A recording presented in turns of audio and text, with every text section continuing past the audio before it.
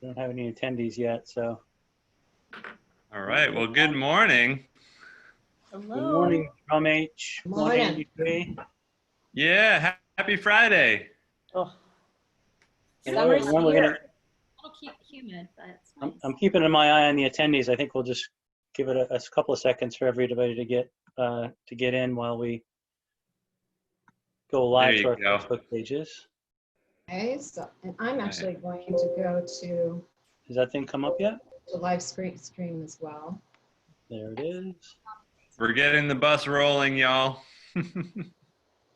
Bear with us. Good morning to everybody out there. Hello, Facebook. Hello, Zoom attendees. It's another week of Proactive Health Collective of Keene. It is. Yes. We are happy to be here with you today. And yeah, we've got some really cool things to talk about. We've been talking about them and getting ourselves all jazzed up and eager to share with you. All right, we ready to go? Everybody got their stuff all logged in? Yep. So the topic today is mystery illnesses. And as our illustrious Rebecca Montrone writes, many people go many years trying to find answers for health problems that no one seems to be able to find a reason or answer for. And, you know, I think as practitioners, especially natural holistic practitioners, most of our clients over our practice lives are people who haven't been able to get answers to other things that have come from, you know, maybe the medical mainstream area, and they've tried, you know, they've tried maybe some medications, they tried this, they tried that. I mean, obviously, if what they did before work, they would never have shown up in our offices, right? So we have the opportunity and the honor to be able to take care of a lot of people, and no one ever knows why. When I sit down with a new client, I always ask, well, what do you think happened? Why do you think this is going on in your body? Well, no, I'm not sure.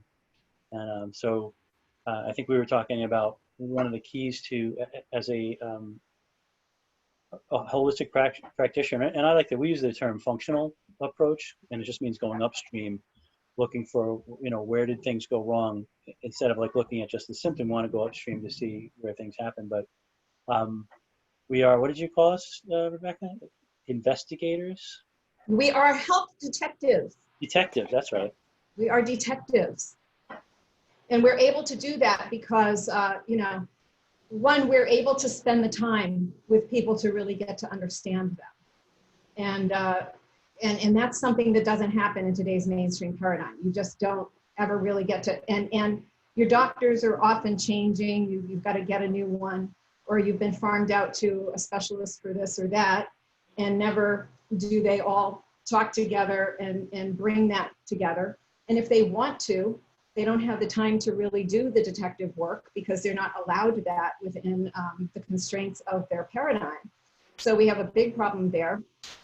And number two, they don't understand how the different systems work together the way we do, that everything is interrelated. And so we have a much broader grasp of different areas of health and how they do relate. And so it's a lot of people just go their whole lives long with health problems that probably could have been avoided or at least resolved many years earlier, and that's not happening. So Yeah, that's what I want to mention something before I forget it, because you did mention this. Like, a lot of times medical practitioners don't have the time, and so really, why don't they have the time? And again, if you go upstream from that problem, it's because typically they're dictated by the system. I think you used that word, the system, and the constraints of the system that they work within. One of those systems is insurance, and for, you know, the average visit to a medical doctor in this country is actually 7 minutes. And, you know, when you're talking about getting into any kind of depth with people, spending time to really get to know them and what's going on, I can't do it in 7 minutes. It takes me at least an hour to have a conversation with somebody. Yeah, I mean, my normal intake is 90 minutes to 2 hours, you know, because you want to sit there and you want to, sometimes you're asking people about their health from their earliest memory for a reason as a child.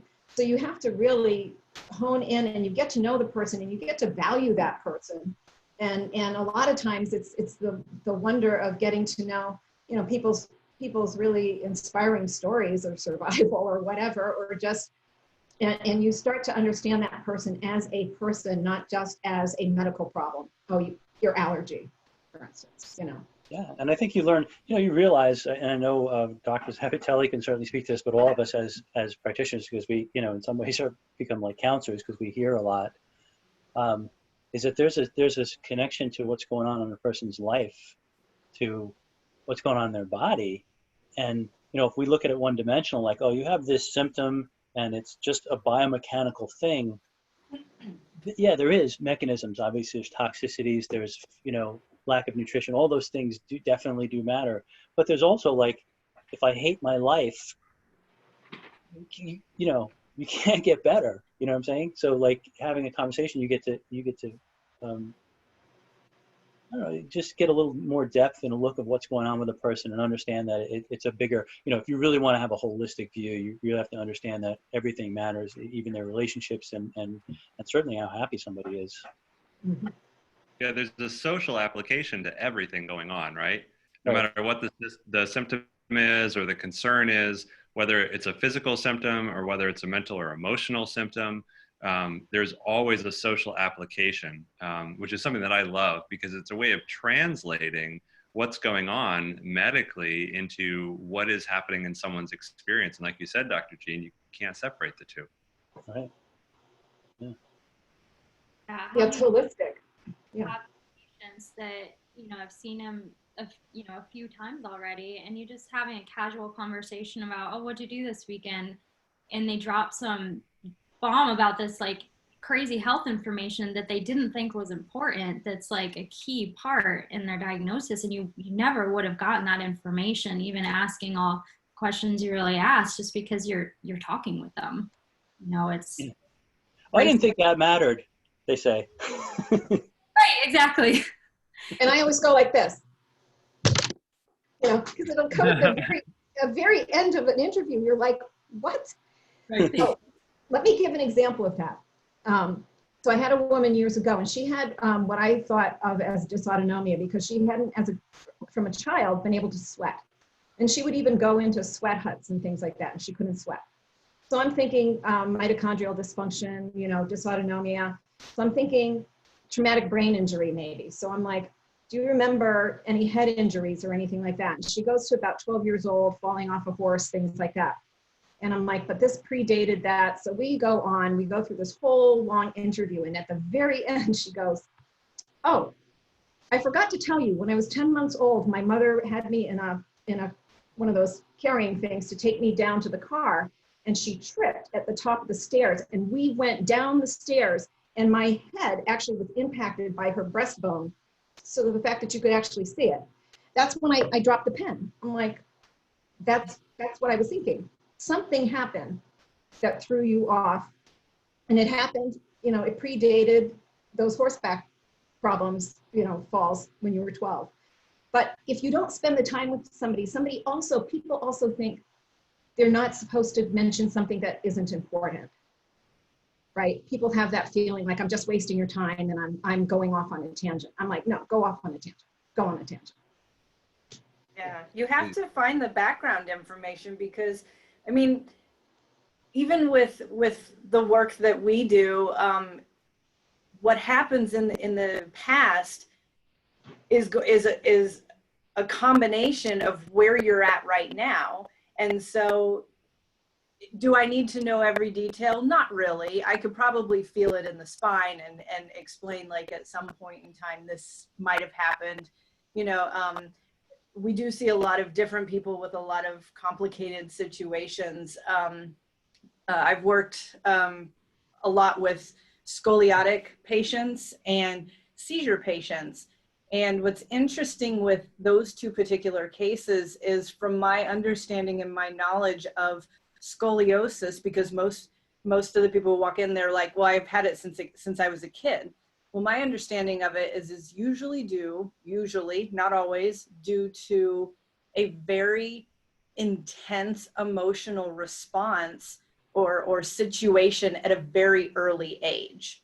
And so when someone has that experience and they're not able to say or do something that they need to say or do, they bottle it up inside.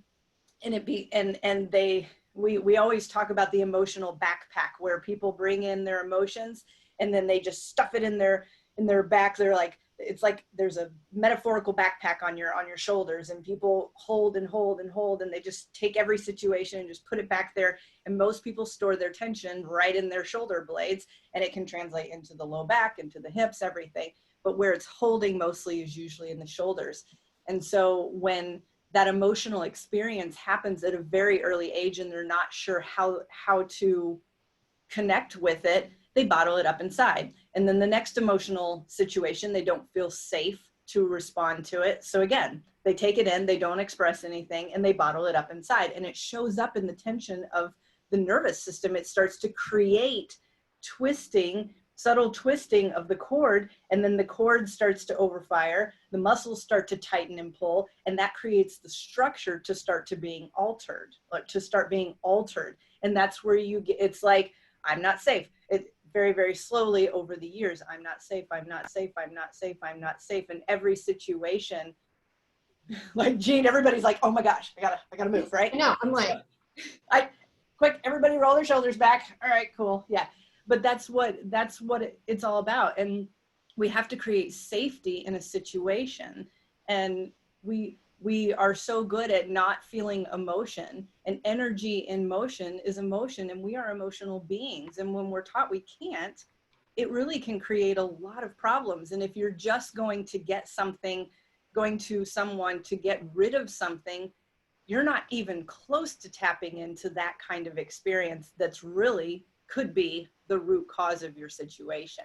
Same thing like with seizures. We work with seizure patients. I had a gentleman, in Colorado who very, very intense situation.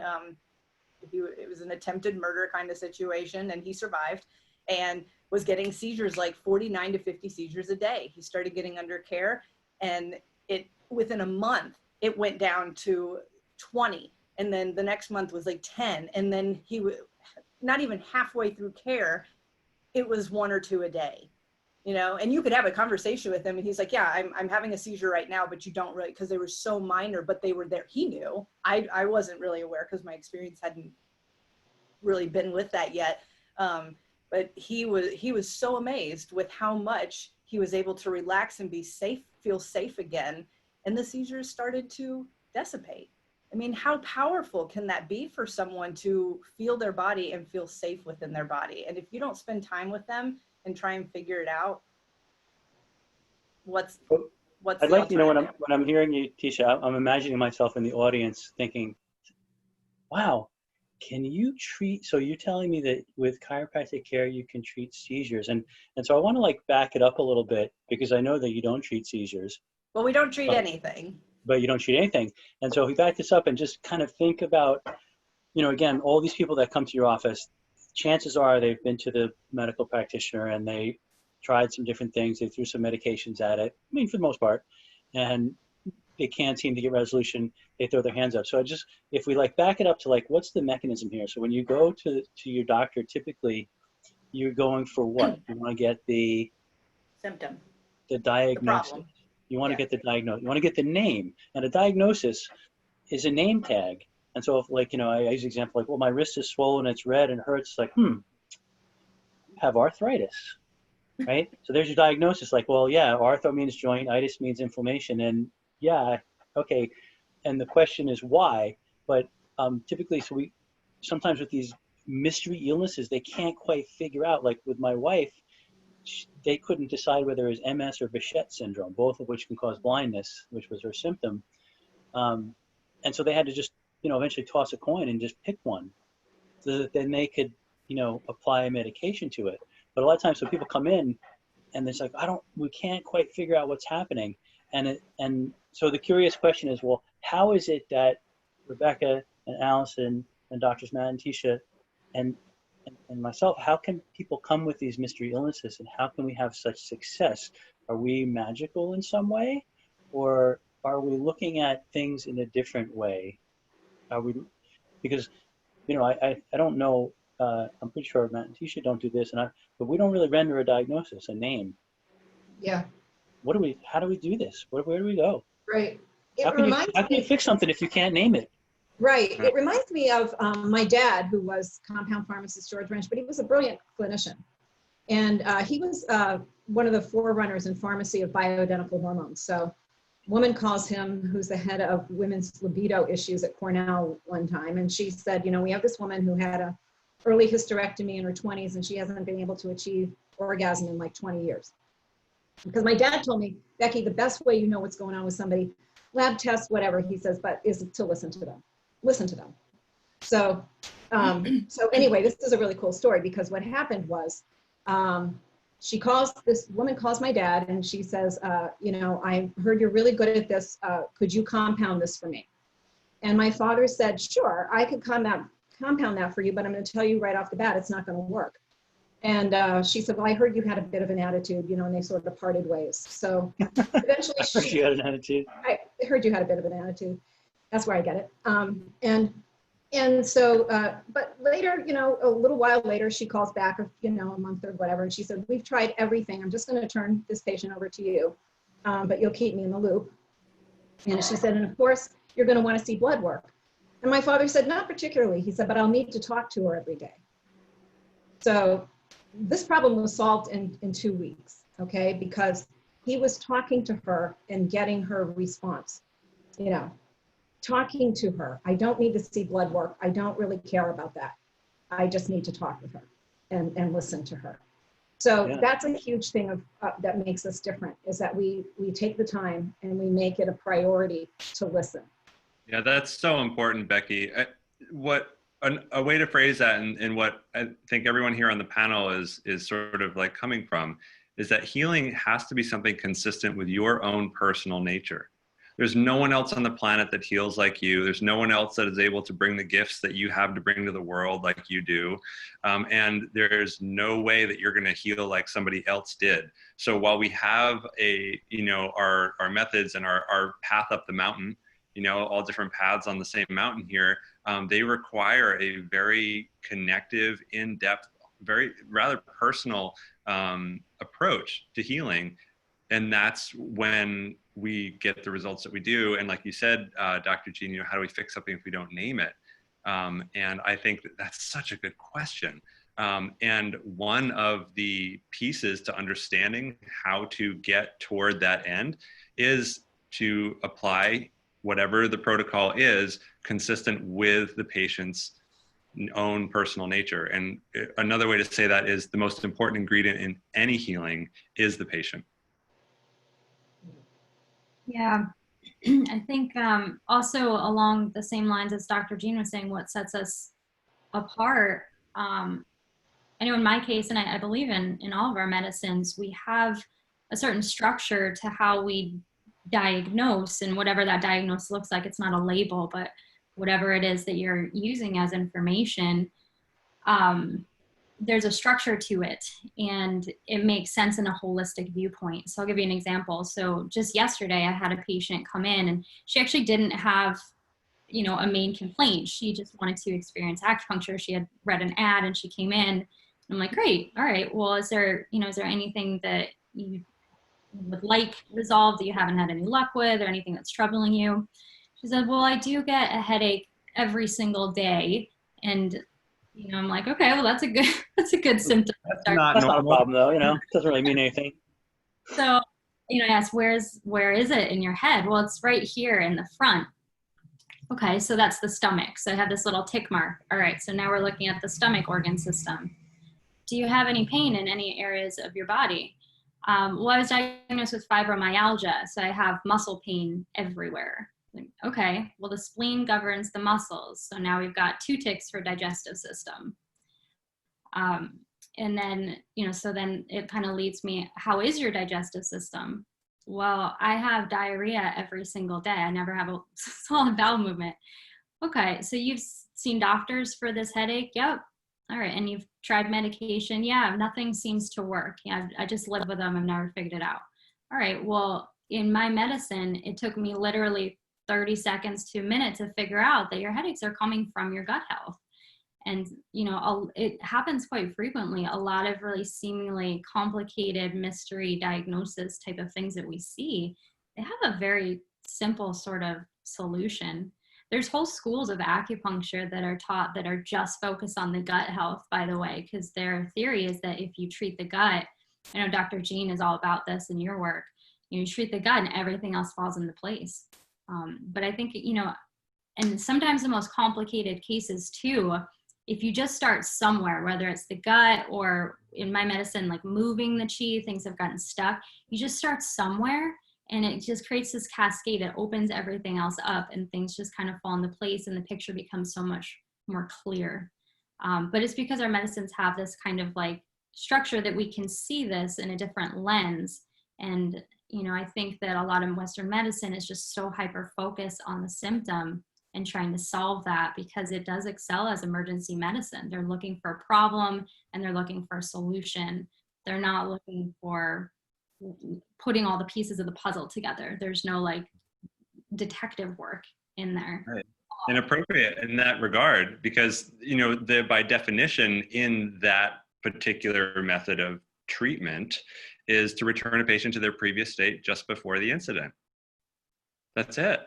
Just get them right there. Well, right? And don't worry, the universe is very forgiving. So if you treat the symptom and get back to the previous state, something else is going to show up. Because as you said, like functional medicine, looking upstream, why is this happening? Like it's happening for a reason. The symptom is supposed to interrupt your life because it's letting you know that there's something upstream that isn't working. And what an opportunity. What an opportunity to reorganize and to gain more health, vitality. It's all about getting more. When a symptom arises, it's not about getting less. That's one of the biggest things that we shift as soon as people come in.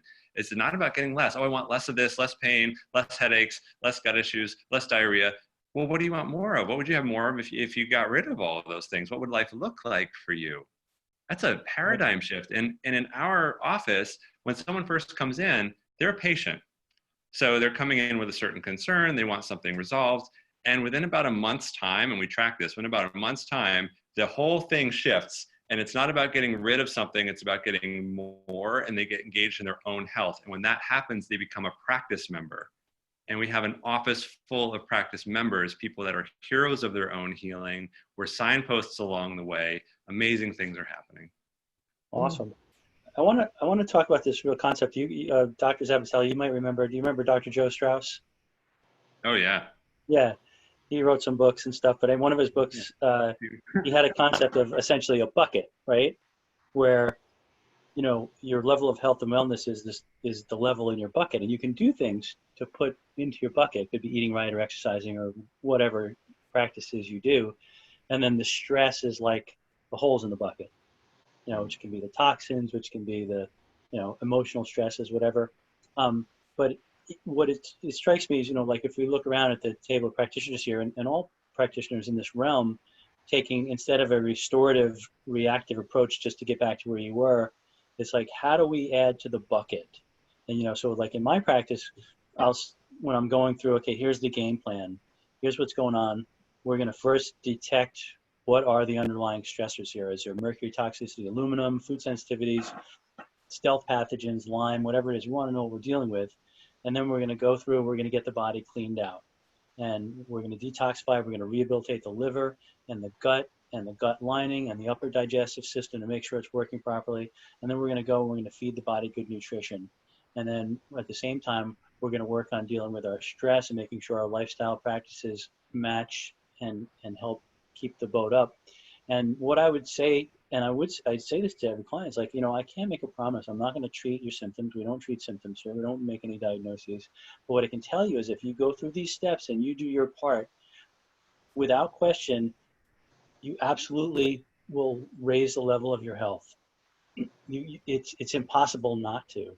And I think, you know, with all of what you all do, so that's my particular game plan with people, but I think you all have your own game plan. And so, like, I'm thinking, you know, of course, because I know intimately what you guys do, Dr. Zavatelli, and even like imagine with acupuncture, it's like no matter what happens with a person, if their energy is flowing better, they're absolutely going to be better. And the body, because it's so amazing, because it can pick the ball up and run with it, all you have to do is give a little intervention, like a little push in that direction, no matter what you're doing, as long as you're not harming the person. Is, if you can get them going in the right direction. And I know with Dr. Sabatelli, if you can free up that nerve system, I mean, amazing things can happen.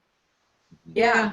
There's actually a practice member that experienced that. It's very interesting. So she came in, I can't quite remember what her exact complaint or concern was, but her and her partner also came in together.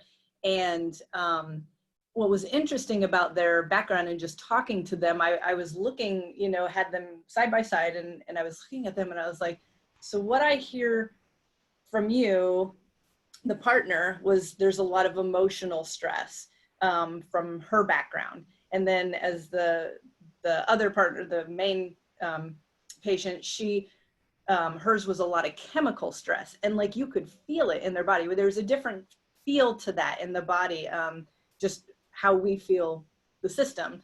And so I was talking to them, they were under care, and one thing that wasn't mentioned was the main patient came in and she's like, I've been under care for a couple of weeks now, and I just got my menstrual cycle back. Like, I haven't had a menstrual cycle for like 3 years. And she's like, and that was really, kind of concerning to me, but I never had that. And this is so weird. And then she named off like 3 other things that happened. And she goes, what else is this going to do to me? Like, she was concerned. She's like, she started to detox. The nervous system started functioning.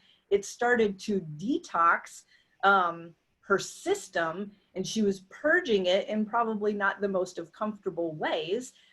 But that's such a good sign. Like, I wasn't focusing on her period. I wasn't focusing on the chemical toxicity. I was just trying to create some ease in her system and let her body do what it wanted to do and heal on its own. Like Dr. Matt always says, like, you're the ultimate doctor. You're the ultimate healer. We're just playing a role to help you connect with you a little bit easier. And I know that, one of the main concerns, and we might have talked about this prior, but like the whole insurance game is not in the favor of getting people well.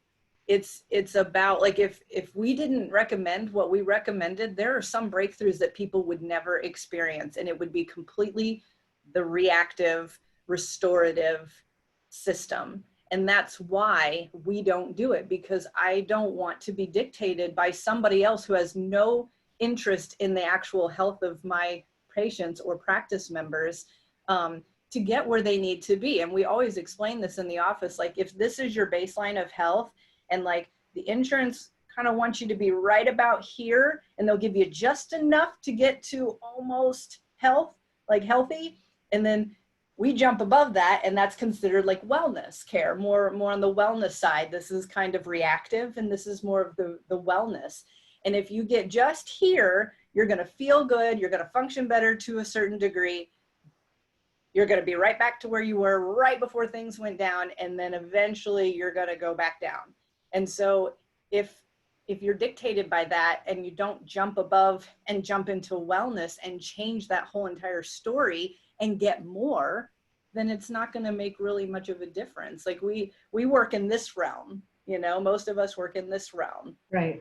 Everybody else works in this realm. The important thing to consider about that real quick is that you mentioned, they want you here under and just getting to there. But what happens as time goes on, the bar gets lowered. That there becomes That's a good point. Down here. Yeah. I was going to say, I wanted to jump on going back to the guy with the seizures. So we know recalcitrant seizure disorder, they use vagus nerve stimulators for that, right? We also know CBD has been shown, the Charlotte's Web, that whole thing. If you know the story of Charlotte with the that she was having 300 seizures a week kind of thing, and the CBD, okay, cannabidiol worked. So we know the vagus nerve has cannabinoid receptors all along it. I think there's some sort of a connection there, and I think, even though you were really working with this guy, in his emotional health and everything, I think you were also really freeing up stimulating that vagus nerve with your treatment. I mean, clearly, which I think was something that was really going on. Now, the other thing I wanted to say is, we talk about just treating symptoms is not what we want to do, but we also don't want to just treat disease, such as cancer, okay? Because cancer is a disease, it's not a symptom, but mainstream medicine treats cancer by trying to just kill the cancer. With radiation, chemotherapy, whatever, it does nothing about changing the terrain in that person's body. So you can kill that cancer, and that person's going to be sick with something else or with cancer again. And so it's, again, not just treating symptoms, but not just treating disease, not just trying to get rid of the disease. Why did the disease happen in the first place? If you don't fix that, you will not be restored to health, whether you get rid of your cancer or you don't. Right. Yeah. Would it be accurate to say that if you had the environment that allowed for that cancer to take hold, even if you do, with chemotherapy or whatever, kill those cancer cells, if the environment is the same, would it be logical to think that you would land up in the same place? Absolutely. Right. Absolutely. Yeah. When we look at that through the nervous system, so there's increasing levels of tension in the system that are associated with different attempts at adapting. So the system is attempting to adapt to something, and if it's able to, it goes back to its restful state, back to peace. Like, oh, I took care of that, great, balls out of the air, wonderful, back to that serene place by the pond. If it can't, then it's going to continue to run like a broken record, a certain tension pattern. And when we're dealing with these disease processes like cancer, there's a very, very intense pattern that's in the body. I mean, really, really high tension. And so it's really important to acknowledge that and be able to change the landscape. In other words, change the environment. Because like we're saying here, there's no one that's come out on the other side just going through the steps, and then continued. Everyone that I know, including the people in my own family who have been able to completely turn that story around, are living an entirely different life now. And it's amazing to see the transformation. Same thing, and because if we look at the way that we see the nervous system, the entire system changes. So that's the same thing as someone changing their life, changing the way they live, changing their environment, all of those things. It's so essential. And it could be something that it wasn't that you had a horrible lifestyle and you have cancer. You might have a gene mutation like the BRCA1 that gives you a 49% higher chance of developing cancer. But you use epigenetics that way. You raise P53, you raise tumor suppressor another way using the appropriate nutrients. So there's that too. But getting rid of disease does not mean you have restored your health. It doesn't mean that at all. And that's where people are also deceived. And so, and then after you've gone through treatment, say for cancer, like chemo and radiation, you're all the weaker. So, I mean, might as well just wait for the next shoe to fall. Right. And that gene is a really good illustration of epigenetics, like you said, which is just acknowledging that there's a governing force to gene expression. So that particular gene being associated with breast cancer, that particular gene is actually a tumor suppressant gene, and it mutates, right? So it because of the condition is right, that gene mutates, and when it mutates, it does the opposite of what it's programmed to do, and it's highly susceptible to mutation. And I may have mentioned this before, but this is my favorite example, and I'm sure I did because we talked about epigenetics, but some people might not have been listening. Angelina Jolie, who went through the prophylactic mastectomy and hysterectomy and all of that, they did with the BRCA1 mutation. So they measured in a group without that mutation and a group with, same number of women, the rate of chromosome damage, and it was 49% higher in those with that mutation. All they did was give them like just over 200 micrograms of selenium a day for 3 months and remeasured, and their rate of chromosome breakage was straight down to the control group. It's in the glutathione pathway, which raises P53, which is tumor suppressor. You just circumvented that whole problem, And how simple is that? How simple is that? Right. The simple possibilities are incredible. Not saying that going down one road or the other is right or wrong, just acknowledging that we are incredibly powerful in our own health and well-being. Absolutely. Yeah, I think one of the key, points that you made, Matt, was that one of our mentors, Dr. Epstein, Dr. Donald Epstein, I remember him saying many times, you know, a lot of times when we're trying to, it's a person that has a level of wellness of themselves that begins to make better choices and you know, and treat themselves better in a healthy way. There has to be Yeah. a shift in the being. So, you know, you can, if you begrudgingly eat your green beans and stuff to try to get to some point where then you can go back to just being the way you were, it's not a workable strategy. Like you have to, no matter what the treatment protocol, no matter how we intervene, whatever window we go in, there has to be a fundamental shift in who that person is, who they be, or else it would be insanity to think that they wouldn't land up in the same place. Yeah, absolutely. I mean, you think it becomes a state change at that point.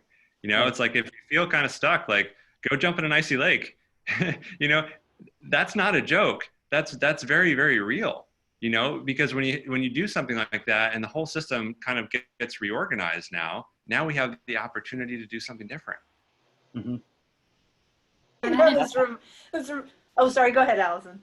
I just I had an interesting case talking about the vagal nerve, which kind of goes down the center line of the body. And then Dr. Matt and Tisa are talking about the spine. I had an interesting case a few years ago that at first was, you know, a little overwhelming and really complicated. He had been to tons of different doctors for years, never got a diagnosis, had tried medications, nothing worked for him. And he had these weird symptoms. So he would have a few of his symptoms were that his feet were extremely painful just in the morning time. And he'd have to walk around for like 10 minutes and be really, really painful for him before they would loosen up. And then that would happen like midway during the day after he'd be walking on them a lot. And he also felt that his legs were like swelling. They had like this immense pressure. He felt like they're about to like explode. And he had really bad anxiety and a few other kind of weird things in there that didn't really fit into my, you know, my whole Chinese medicine thing. I'm like, okay, so I did my, you know, checked his pulse, looked at his tongue, and in Japanese, more style of diagnosis is to palpate the abdomen. So I looked at his abdomen and there's a huge scar going from up here all the way down to a little below his belly button from a gallbladder surgery he had had years ago. And I'm like, wow, okay, well, this in Chinese medicine, there's pathways of energy, loosely translated energy and electrical flow all around the body. It's basically just your circulation of your life force. And the center line of the body, it's huge. You have to have that current flowing, and a lot of the pathways will go through the middle of the body. So if that's obstructed, everything else is obstructed. And it got me thinking, you know, that's probably why the spine and the vagal nerve are so paramount. You can just treat that. And, you know, I broke it down, and there's probably tons of different ways I could have looked at it, but I decided, all right, well, there's a really prominent problem. I'm just going to treat the scar. And I did that with some needles and some moxa, and I had him do moxa at home. I gave him a Chinese herbal liniment to use a couple, like 2 or 3 times a day to just break up the scar tissue. And within a couple months, he was drastically improved. And within a few months, he didn't have those symptoms anymore. It just didn't even bother him. So yeah. It's sometimes the most complicated things. It's just one thing, you know. Yeah, I totally concur. We use some principles from acupuncture, essentially, you know, reading body energy, and we check for 5 stressors, you know, chemicals, metals, food sensitivities, stealth pathogens, and scars. And they can be even the earring holes, or the molar, the teeth, the scars where the teeth come out, the belly button that we all share as a scar can cause a problem. But certainly the midline ones seem to be more, have more of an effect, the ones that maybe cross the major meridians. The C-section scar is, I always want to know if I see that they've had a child, I always ask them, did you have a C-section? And I always have them treat that scar, because it's the only, it goes horizontally across the body. It literally Right. disconnects the upper and lower half of the body. Right. Yeah. Huge thing. What I love to use for scar tissue is serrapeptase, which is a proteolytic enzyme made by the silkworm. And it digests scar tissue inside and out. It's really wonderful. It digests protein that shouldn't be there. It digests fibrin in the blood and things like that. So that's another really cool tool to use. Well, I along- guess I'm gonna start using that with my I use wheat germ oil, basically vitamin D, and works pretty well. But that sounds really cool to Yeah, I process. use a high potency, so it's 1 time a day. And I had a guy with, I had this man, and he had a lot of disabilities. He was on a drug list that took, on an 8x11 paper, was over was on the back side of 1 page. And he had every time he ate, he needed to have narcotic medication. He was in so much pain. And then his mom told me that when he was 6, they found out he had a twisted bowel, and they went in and did surgery. So I wondered, is it possible every time he's eating, he's forming scar tissue? And I did a little bit of research and found that that is possible. And within 2 weeks on serrapeptase, he no longer needed pain medication when he ate. And when they did his last scan, they were like, wow, this has never looked, he's now been on this for maybe 4 years. And it has really taken care of the problem. So what I love about serrapeptase is, what's really horrible about people with these adhesion problems is that they'll go in to have their adhesions removed, and it just causes more, that surgery causes more development of adhesions, and it just becomes some people are really prone to doing that, and it's devastating. So that's why I really love serrapeptase. Yeah. Awesome. I learned something new today. Thank you for that. So Becky, I learn something new every time. I learn a lot of new things every time we do this. So that's I love it. Yeah. So Becky, is that the connective tissue and like the psychiatric example that you were talking about? No. What's but that? I will go into that. So, because one of the things we were talking about is people who have different complaints that seem totally unrelated, right? So I had a woman who came in to see me, and she had been diagnosed with bipolar disorder 30 years ago, and had suffered, everything people with that diagnosis suffer in life, between the stigma and, not being well managed and all of that. But in addition, she had things she mentioned, such as fecal incontinence, such as urinary incontinence. And then she's talking to me, and severe COPD. Okay, so then she's talking to me, and she goes like this. Now her thumbs, they look like twice the normal length, and they just wrapped around under like this, okay? So right there, I'm like, she's got a connective tissue thing going on here. And so then when I did my research on her stuff, sure enough, I find psychiatric problems associated with mixed connective tissue disorder. COPD, severe COPD, it's going to be worse if you have connective tissue problems. Not everybody with connective tissue problems does it reside in the same place. Some people might have migraines because it's more prominent in the vasculature. Some people might have more joint problems. They need knee replacements when they're 30 years old or something like that. Some people might not have any problems like that. Some people might be super hyperflexible.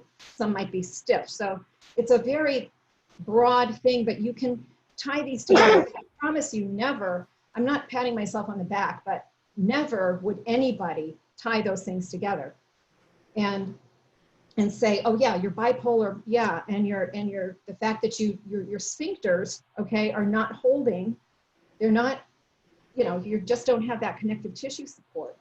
So, and then the COPD, and this is another huge injustice, because if you ever smoked and you go to see a doctor and you have any health problem that could be related to smoking, you'll kind of be sort of dismissed like, well, it's because you smoked. Well, smoking probably didn't help, but that's not the reason this woman's COPD, in my opinion, is so much more severe than it would normally be for somebody. And she had quit smoking quite a while back. So these are the things that we have to do, and it's not always that easy. Sometimes it's just asking the question that there might not be no connection at all, but if you don't take the time to ask the question, you can't find an answer. And that's what sets us apart. I really think we don't settle for. Yeah, I think that, you make a good point in that sometimes,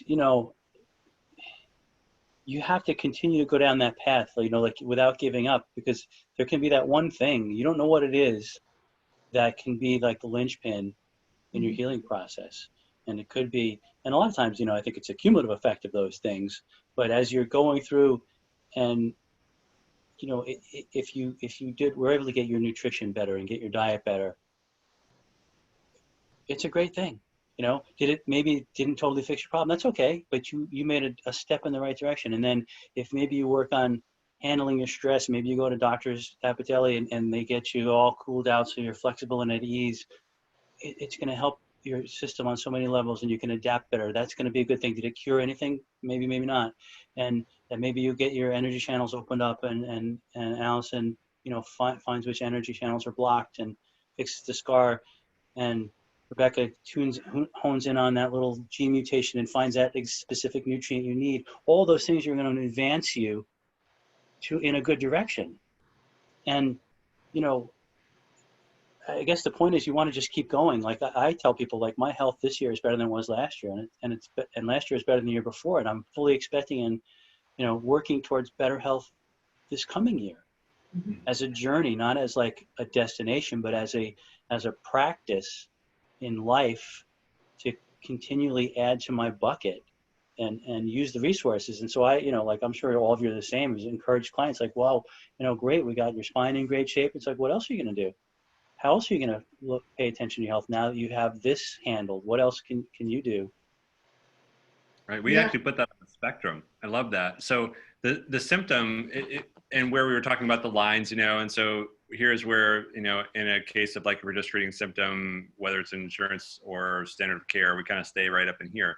So if we put that on a spectrum of sort of like life potential, life force, so up here being 100% life expression and potential, and down here being 0. Yep. So at about like 20-25%, that's where the symptoms kick on. So that's where they start to show themselves. Just before that, that's that sort of like, something's not quite right.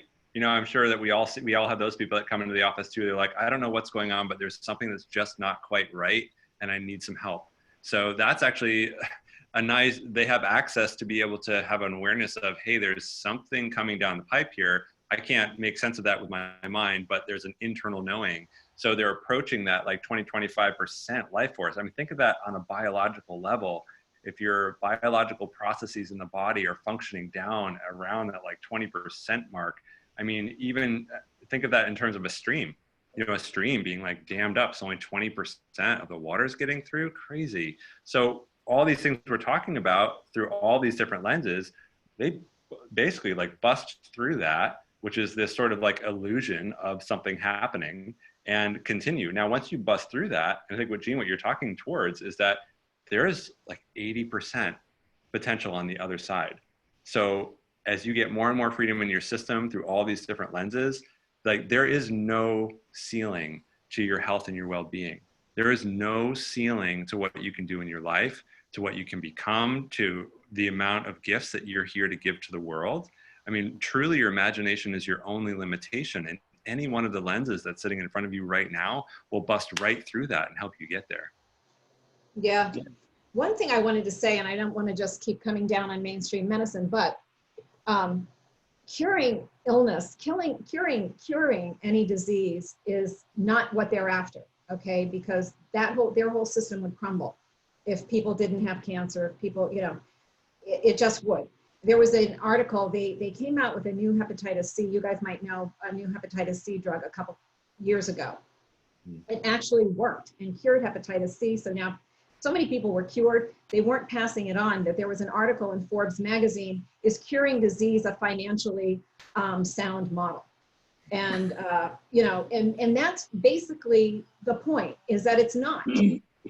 Mainstream medicine will not survive. It's actually written in the bylaws of the American Cancer Society that when there is a cure, which is also a ridiculously naive thing to say, but when there is a cure for cancer, they have to fold. So we are up against a system of greed and of keeping people sick, but keeping them alive. I remember I saw this financial program, it was maybe 10, 15 years ago, but a pharmacy company, it was a financial thing on the news, and it was somebody saying that this was a great investment, this new drug for MS. Why? Because it will not cure MS, but people will need to be on it for 20, you know, we anticipate they'll be alive for 20 years and it's going to cost them like $10,000 a month. So it's like, this is a great financial investment. So we don't want to cure, but we don't want people to die either, because as long as they're alive and limping along, they're getting their prescriptions filled every single month, and ka-ching, ka-ching, ka-ching. You know what's what's interesting about that? interesting with that mindset? The like over in Europe, from my understanding, like we have a very backwards approach because it's more based on money, you know, rather than actually helping people. And my understanding is like over in Europe, the doctors actually get paid more if they actually help people get well and stay well. And they get paid less when they have to keep coming back because they're not getting better, if you will. Like, what was that? Oh, I mean, it's a smart shift in the economic structure. So there's more money to be made if they're well and are kept out of the system because of the way that it's set up, versus more money to be made if they're kept sick and in the system. Right. Careful, Matt, you're starting to sound like a capitalist. Ha! Oh, well, I take it back. Forget that. No, but we have these things, and right. So okay, great. So where would that even come from? You know, where would that idea come from? I mean, how are we socialized? How is the program in our mind? How is it construct and how we see the world? I mean, we're sponges from when we're in the womb until about 7 years old. Everything that we see, everything that we hear just kind of goes in and becomes the subconscious tape that rolls. And so we get socialized, and our entire culture is socialized to see a need for a cure to a symptom, you know, to restore to the previous state. You know, exactly what you're saying, Becky, whatever that means, you know, and so we're wired for that. And so that's what we look for. And we see it all the time. It's like, be a little crude. It's the American death ceremony is basically to like have more and more toxicity mount in the system, have more and more medications mount as a result, and have a steady decline in the amount of life force that somebody has available to themselves. So we're completely socialized in that, and we still reach for it. And I think what we're suggesting today is that let that perspective not be solid. Let that perspective not be solid. That there is so much more available to you, and it's actually pretty simple. Yeah. I think, yeah, you first of all, Becky, I don't know if you know, there's a question in the Q&A for you specifically, so you could answer that. But I think, you know, overall, what's interesting is that the medical system owns diagnosis. They own it. Like, you're not, as other professions are not allowed to make a diagnosis, but yet they don't, but their only objective is, and you can see it on the commercials. Like, I used to think when I was a kid, when I was growing up, like, oh, you take a medication to cure an issue. And they're not even saying that. Like, on the commercials, they're talking about management. It has nothing, like you said, has nothing to do. There's no desire to actually fix the problem. And all the research, you know, like the Alzheimer's, oh my gosh, we all should feel sorry for that because it's a terrible thing and we should put on our pink things in March. But all the money goes towards medications to manage the symptom. None of it goes towards, why did this happen? Well, you know, none of it goes towards going upstream to figuring out what might be causing this issue. It's just all about management. And so, you know, I think no matter, like you were saying, Matt, no matter what you do, it's not that there isn't a time and a place to manage symptoms. Sometimes there is, and it's totally okay. It's just the understanding of realizing what you're doing. Okay, right now I'm choosing to manage symptoms. That's cool, but it's not exclusive of building health. Right. And they can be done parallel. And sometimes the management system deteriorates health, but you make that choice, right? And then you just have to work a little harder on the side, you know, like all of us, when we have people come in and they're on, like, you know, a bunch of medications, it doesn't make it easier. It makes it just a little more challenging, but it doesn't mean you can't work in that realm and continue to get results. And then, you know, as things shift and the body gets a little better, maybe you have a little less need for medications to help quell those symptoms. And so it allows people, you can walk both those tracks at the same time, I guess is my point. Yeah, you can. All right, so the question was, what do I use for scar tissue? I don't know if you can see that. This is a 1 pill a day. It's high potency serrapeptase. Serrapeptase is an enzyme made by the silkworm to bore a hole in its cocoon so it can get out. It's brilliant because it dissolves non-living tissue. It's fantastic for things like toenail fungus, because fungus can't grow on living tissue. It grows on dead tissue. So you can't get under the nail and remove that. If you can take something internally that your body just goes after, it's great for high mucus situations as well. But for adhesions or scars inside or out, it's really wonderful. It also dissolves the beta amyloid plaque involved in Alzheimer's disease. So it's just really one of those really great things you can do. Most proteolytic enzymes, that's what we call them. Another one is nattokinase, and we have other things that work that way, such as bromelain. But this for scar tissue is my choice for that. They normally have to be taken like 4 times a day on an empty stomach, and nobody can figure that out and do it. So that's why I like this 1 time a day. 1 time a day.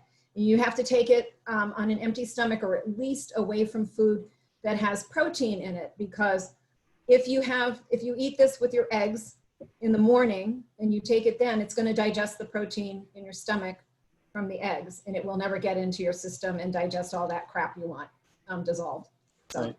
We do the same thing, by the way, with food sensitivity. If somebody has sensitivity to wheat or eggs or whatever it is, you can use the enzymes, food enzymes, to help with the digestion of the food, but you can also use them outside your meals to help clear the proteins that are already there that are causing issue with the body.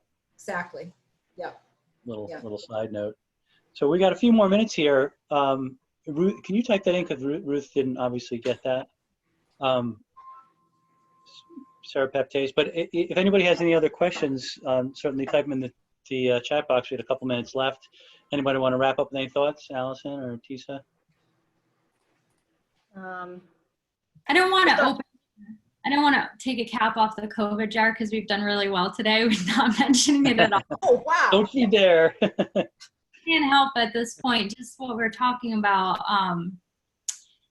these pre-existing conditions that make you more vulnerable to death by the virus, high blood pressure, diabetes, they're completely preventable and treatable with lifestyle and diet. And I think that if the Western medicine, the government, the media, whatever healthcare system we have, that's the primary healthcare system in this country, if they really had patients' best interest in mind, why aren't we getting that information while you're at home quarantining on things you can do with your diet and your exercise while you can't work at home to help you to withstand this virus and strengthen your immunity? It doesn't make any common sense. And I was just saying that the other day, Allison. I was talking to somebody about this. It's like, well, why, if there's really a concern here, okay, I get maybe, and you could argue with the numbers. I don't want to argue about that. Like, well, maybe, flatten the curve and all that. Okay, great. But why aren't we at the same time using it as a chance, as a wake-up call to realize that we are vulnerable, our health is in jeopardy, and these people are mostly going to die earlier and more gruesome deaths than they would otherwise? Why aren't we addressing that at the same time? Why aren't we using this as a wake-up call? And we can do these two things parallel. I don't necessarily agree with all these things over here, but we certainly can do these things at the same time that we do that. Yeah. Yeah. Again, you're either in a state of health or growth or a state of protection, and you can't be in both. And, so many people wait and wait and wait until they're like, oh, until I have time to do stuff. Well, we've been on a global pause for quite a while. What are the steps that you have taken to go towards health, as opposed to wait for a vaccine to be produced, to be given? Right. Be the later. hero. Be the hero. Be the hero. Yeah, be the hero of your own healing. Take full advantage of this, please. And one thing we say in the office too, I know Dr. Tisa says a lot, we don't get sick alone, and we don't heal alone. We heal together. So the communities, the networks that you have right now is the time more than ever to be doing this together, reaching out, sharing this information. There's been so much amazing stuff that's come from every one of these panels today. So share it. Don't keep it to yourself. It has a shelf life, frankly, because it's going to sit around, rattle in that head for about 2-3 days.